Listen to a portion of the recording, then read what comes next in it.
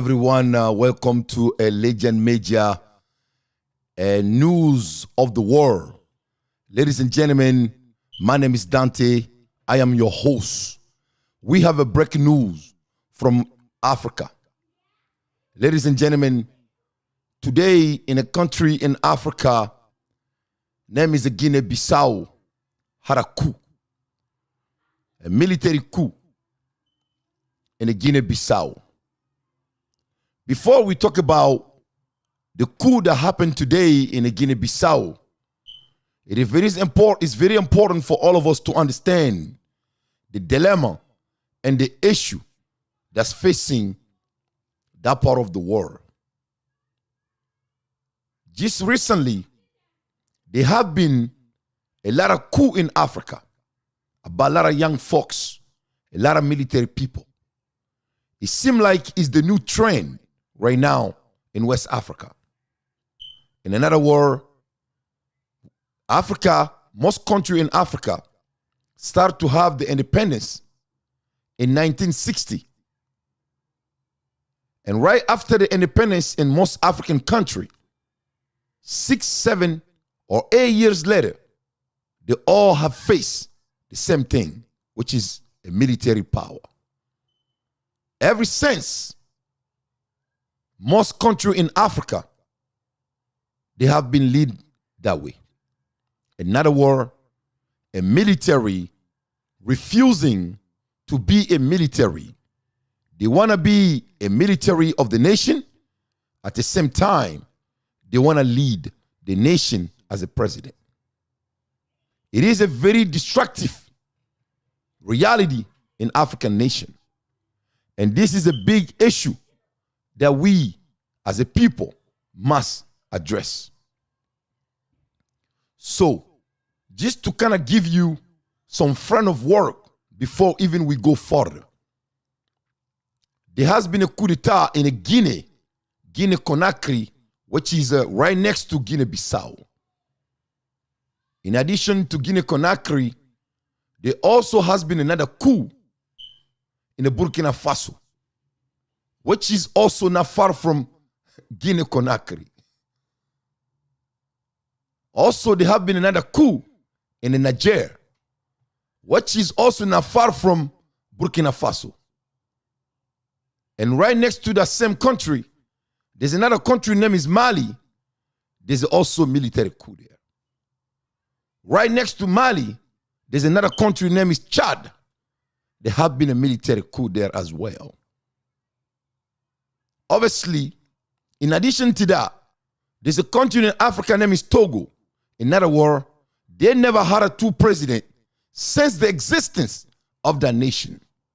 In another word, in Togo, the guy that's in the power today, his father have led Togo from a military power by force for 33 years so.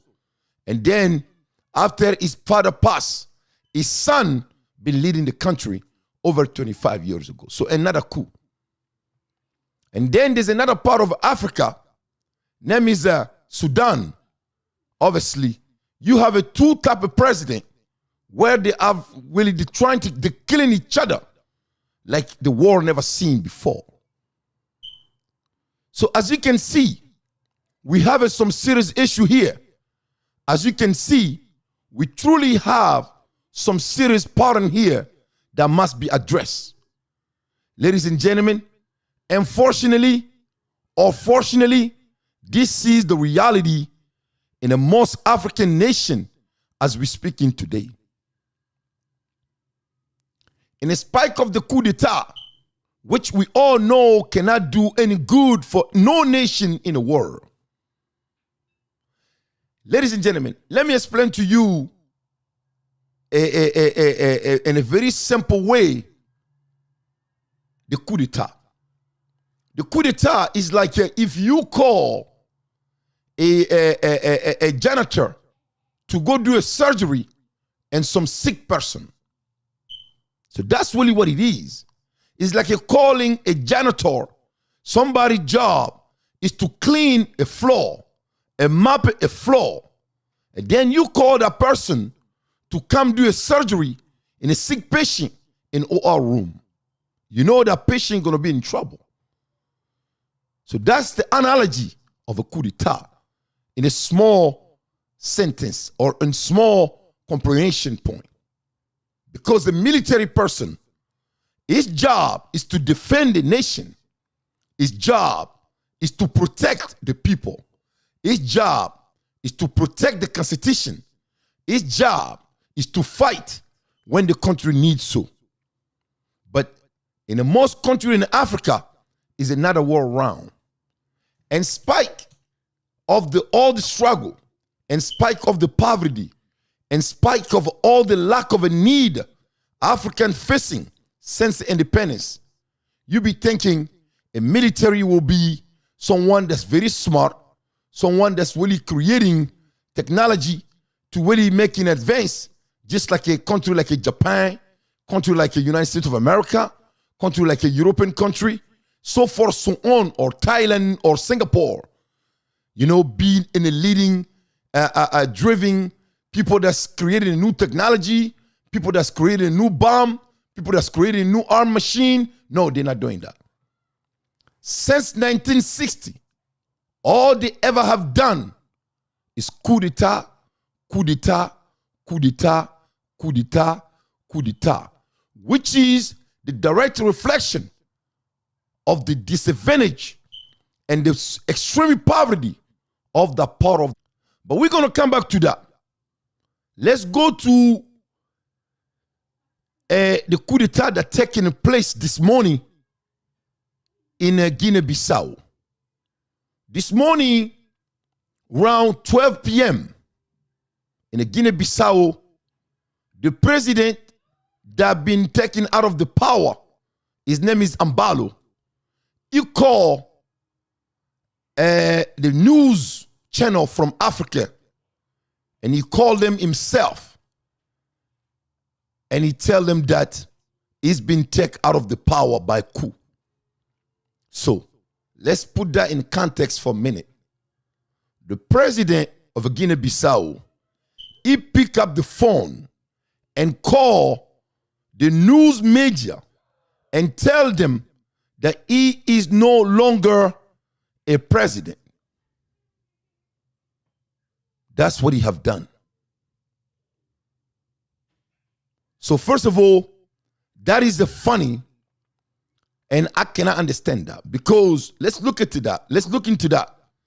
If the president was taken out of the power by a coup d'etat, how in the world he can be in a mind state and also in a position to pick up the phone and make a phone call to let another media know that he is no longer the president of that nation? So it don't make sense. But that's what happened today. That was around 12 o'clock. At the same time, before the coup d'etat, 3 days later, on the 23rd of this month, in other words, on the November 23rd, there was an election that took place. Umaru Ambalo, he have proclaimed himself as the winner of the election with a 60+%. At the same time, his opponent have claimed the same victory as well. So in another word, 2 days ago, there was a two-winner on a presidential election in Guinea-Bissau, which is impossible. You cannot have two people that compete from one another and two people, they both are winning. That don't make any sense.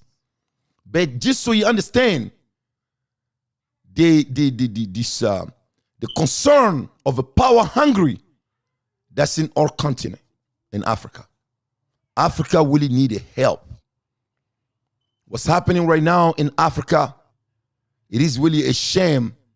As an African man, it is a shame. But this is the reality of our continent. It is sad as somebody that have spent all his life in the leadership, studying, and know how to build a company, somebody that's here leading a very large organization in this country. When I look at our continent in such a way, it's really a shame. But this is our reality. So, since there was two winners, obviously, the military have decided to take in the power and take in the manner on their own, which was not necessary. That's not necessary.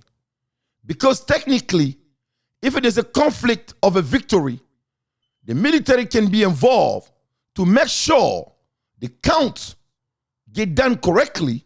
That's one. Number two, they can put a precaution, so therefore there won't be such a manner, so therefore the winner will be legitimately win and can lead the nation. But obviously, that's not what they want. From the beginning, since the independence of Guinea Bissau, this is the 10th coup on that small country and that young nation. Guinea Bissau became independent in 1978. 1978 to 2025. This will be the 11th coup d'etat starting this morning. The 11th. 1, 2, 3, up to 11. So obviously, you can tell, or you can say, they live and breathe through coup d'etat. They live and breathe through coup d'etat. So therefore, Umaru Ambalo Sissoko have said he's no longer president. In French word, they have said, après l'apparition des premiers résultats partiels de la présidentielle, une partie de l'armée s'est rendue au palais afin d'arrêter le président sortant qui revendiquait la victoire. In other words, after Umaru Ambalo have said that he is the president, so he decided to remain himself in the palace, and the military went there and they circled the palace and went there and take him out and arrest him from his White House or his palace. Because the military say that he have a self-proclaim to win, that he wanted to really create a very large conflict in the country. So therefore, they had to do a coup d'etat right away. No further ado, ladies and gentlemen, let's listen to the power revendication when the military have taken the power. The first speech of the strong men of Bissau. Let's listen to that. Ce mercredi 26 novembre 2025, des officiers supérieurs de l'armée bissau-guinéenne ont annoncé avoir pris le contrôle de tout le pays, suspendant le processus électoral, fermant les frontières et imposant un couvre-feu. Le haut commandement militaire chargé du maintien de l'ordre et de la sécurité nationale réagit à la découverte d'un plan de déstabilisation du pays. Un plan opérationnel qui a été élaboré par un homme politique national avec la participation d'un baron de la drogue notoire.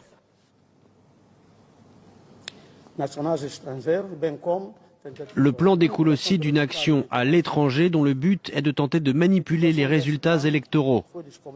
La mise en œuvre de ce plan a été découverte par les services de renseignement de l'État qui ont mis au jour un dépôt d'armes de guerre. Quelques heures plus tôt, des coups de feu avaient retenti près du palais présidentiel et aux abords du siège de la commission électorale à Bissau. Des soldats ont également occupé l'axe principal menant au palais. Le président sortant, Umaru Sissoko Embalo, a été arrêté alors qu'il se trouvait dans son bureau à la présidence. Selon les militaires, l'opération visait à rétablir l'ordre après des élections entachées de graves suspicions de fraude. Cette prise de pouvoir survient seulement 3 jours après l'organisation des élections présidentielles et législatives dont les résultats n'étaient pas encore rendus publics. Les deux principaux candidats revendiquaient chacun la victoire, alimentant une forte tension dans le pays. En quelques instants seulement, la Guinée-Bissau est replongée dans l'incertitude politique avec des institutions suspendues, des frontières fermées, l'avenir du scrutin en suspens, un scénario dramatique pour ce pays d'Afrique de l'Ouest déjà. So as you can see, the coup d'etat been consumed. 3 days later, after the election, because there was two people that was claiming to be the winner. The military have decided to take the matter on the hand. Today, the military appeared on a state television saying they have seized the power in the country following report of a gunshot near the presidential palace 3 days after national election. The president told French media he had been disposed and arrested. It is the latest several coup in a recent year in West Africa. The high military command for the re-establishment of a national and a public order decide to immediately depose the president of the republic to suspend into new order all of the institution of the Republic of Guinea Bissau. Spoken person Denise N. Chama say in a statement, he said they act in response to the discovery of an ongoing plan that he say aim to destabilize the country by attempting to manipulate electoral results. So they say that if they didn't act, there will be a manipulation to the result. So therefore, they had to do a coup d'etat. So as of now, in the Guinea-Bissau, the president is no longer the one that was democratically elected. Now the president is a military person. The soldier in the Guinea-Bissau appear on TV and declare that they are the president. And the Denise Nchama is the spoken person today that announced that news. Ladies and gentlemen, this is a very concerning in our continent. So let me take you a little further back. The dilemma and the instability and the lack of economy facing this part of the world. First of all, when you look at Guinea-Bissau, it's a very tiny country and a country that barely have economical stability. So not only the country is small, not only is tiny, but they also have an economical instability. In other words, when you look at Guinea-Bissau, 80% of the economy come from a business of a caoutchouc, which is a plastic that you utilize to make a tire for the vehicle, so forth, so on. The country is also known as a very big drug cartel spot from Europe to South America. So really, not only they have that problem, they never had a stable democracy. In addition to that, in Guinea-Bissau, nobody barely obeyed the law in that country. In addition to that, the poverty is below human capacity and understanding. In addition to that, they also have an ethnical conflict in that country. So Guinea-Bissau is a very, very concerned country. So you'll be thinking this will be the last place in the world where people are going to be doing coup all the time. In addition to that, in addition to the poverty, in addition to the instability, also the corruption. So the country barely have money. The little bit of money that left, instead of really invest that to the nation, they be stealing that as well. So drug cartel, corruption to the sky. Corruption permits public administration, affecting everything from custom to public procurement. The undermining investor confidence and divert resources away from essential service. So the country is really struggling. The country barely have a social and a human development. Education is lacking. There's no healthcare system that you can depend on. The country of an international community have been involved for years to try to stabilize that part of the world, whether ECOWAS or African Union or United Nations. They've been repeatedly intervening to mediate political crisis and support democracy transition. However, there have been a progress to make any meaningful change in that part of the world. So today, ladies and gentlemen, Guinea-Bissau have decided the 11th time to do a coup d'etat in the nation, making the nation again in a very, very concerning position. The first coup d'etat took place in Guinea-Bissau in 1980. The Prime Minister, João Bernardo Nio Vieira, he did a coup d'etat, he reversed the President Luis Gabriel. That was the first coup d'etat. And in 1980, that's pretty much barely 3 years after the independence of the country. And in 1980, 1988, 1998, there has been another coup d'etat. There was a civil war in Guinea-Bissau. 10 years later, 1 year later, there has been another coup d'etat in another war in 1999. In 2003, there has been another coup d'etat in Guinea-Bissau. The General Versimo Caressa Siabra, he also reversed the President Kumba Lala. In 2009, a couple of years later, there has been assassination of a João Bernardo, who took Kumba Lala from the presidency, and then Takni Nawe, he became a president. In 2012, there has been another coup d'etat in Guinea-Bissau. The military arrest the Prime Minister, Carlos Gomes Jr., before his second tour of the power presidential tour. In 2022, there has been a big tentative of assassination on Umar Ambalu, where that was televised when he was doing his speech in front of the world. In other words, you cannot believe what takes place in this part of the world. It's like animals. It's really sad. When Africa will become a nation of our ancestors, when Africa become this nation, this continent that have given civilization of the world, when Africans gonna look at themselves in the mirror and knowing that in order to be respected, you must respect yourself first.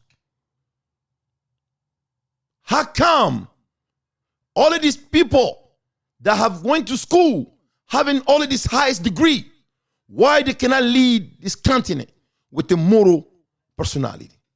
Why is everywhere in Africa this manner is taking place?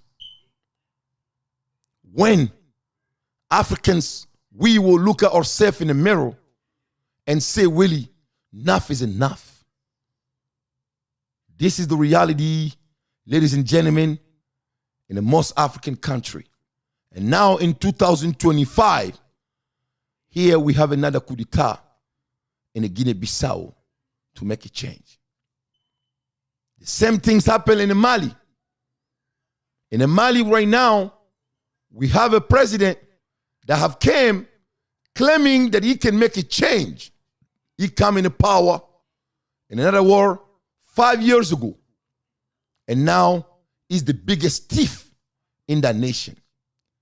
He's stealing the entire wealth of the country.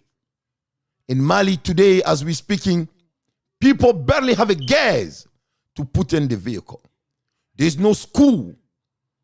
Before that happened, when the young man come to power, he have a proclaim to the world that he's going to make a change in Mali.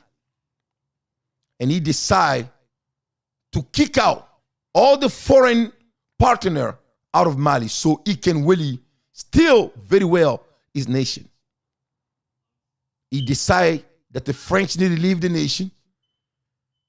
He decide that Mali will not be part of the ECOWAS, which is the African Union. He have decided that Mali will not be part of a G5 of the African Sahel relationship. He have decided that everybody on a region, they are enemy of Mali. 5 years later, here's that same man running to the UN and asking people that he have asked to leave the country. Now you want them back. Yes, now he want them back. Why? Because he have failed. And furthermore, not only have failed, there have been no electricity in Mali for the past 4 years. Yes, 2025, there's a nation in Africa that have a more gold than any nation in the world. I mean, real gold. But the country stay so poor, they cannot even have access to clean water. The country is so disaster, they don't have access to school. Over 2025, school has been closed. People barely have a job. There's no electricity in that country for 4 years. The terrorist group that wanted to become the power, they almost about to take the power. They have decided no more gas can come to Mali, so that way they can really take off this knucklehead out of the power. This guy name is Assimi Goïta. He have put everybody in jail in Mali. Every single people that have helped him to become a president, he have put all of them in jail. All of them, without no exception. So now, there was in front of the UN the other day asking that they want ECOWAS to come help them, which is the regional partner, also asking the UN to come back. Right now, the country is under debt. He have debt that nation historically that the world ever seen before in Mali. When he became a president, the Mali barely have a 350 billion in debt. 5 years later, the Mali is in debt of over 6,000 billion. 6,000 billion. It's 6,000 billion. So that's a 5 times of the debt that was in Mali. Guess what? With no result. There's no single infrastructure that you can point out. People barely can eat. There's nothing you can be proud of. People barely can go to work because they don't have access to a gas to put in the vehicle or on the bike. People are suffering like it never before. And when he come out to speak to his people, all he can say to them is to quit going to work. Because there's a lack of a gas right now that people need to start to have a new habit instead of going out to make a living for the family. That's his answer to the crisis that he have caused to his country. When he became a president, 1 year later, he have still more gold than the country entire yearly budget combined. He have put people in jail because they have just say hello. If you not wait him, you're going to jail. If you wait him, you're safe. There's no freedom of speech. In another word, there's a slavery in part of that place in the world that the world need to be aware of. This is the reality in the most Western Africa. Black people are being lynched. Black people being tortured by this military group, so-called they're here to bring freedom to the nation. He have put the previous prime minister in jail for no reason. He have also put the previous prime minister before the prime minister in jail. And before that, he have put his father-in-law also in jail. All of his family are stealing money from everywhere in the country. In other words, Mali have 6 presidents, nothing are the same. 6 presidents in one nation. Mali, like Guinea Bissau, Mali been facing coup d'etat since 1968. 1968, another young military take a country by force. He led the country for 23 years and put country in a misery. 23 years later, another military came, he took the country. And then, so far, Mali have faced 6 to 5 coup d'etat. Same thing like a Guinea Bissau. Western Africa are suffering. This military will not let this part of the world be developed. People cannot go to school, no education. Women are suffering. People don't have no food to eat. And when you ask why, they say they are here to make the country sovereign. And that's shame. Since 1968, they done the same nonsense, so-called sovereignty. How can you be a sovereign when you cannot even speak? Have you seen a sovereignty without the freedom of speech? Have you seen somebody become free without being able to study? Have you seen somebody that's free, that's hungry? Hungry man can never be free. People that don't have access to education can never be free. Freedom begins with mind, in mind. Freedom is not a slogan. Like a Martin Luther King say, the real freedom, the art of the freedom is the freedom himself. When you deprive people to speak in their own nation and put them in jail because they have spoke, you cannot talk about freedom. The world need help Mali. The world need help Guinea Bissau. Same thing is happening in Burkina Faso. The same thing is happening in Niger. Same thing is happening in Guinea. So forth, so on. Ladies and gentlemen, it's a shame to look at this part of the world, and the world is assisting this, and people are suffering. Real people are suffering. Why these young military people are repeating the same thing that take place 6-7 years after 1960. The world need to do something about it. Democracy must lead the world. The military must do the job. And if you don't want to be a military, you need to come to political arena and showcase your talent and see if the people want you. No one should be led by force in 2025.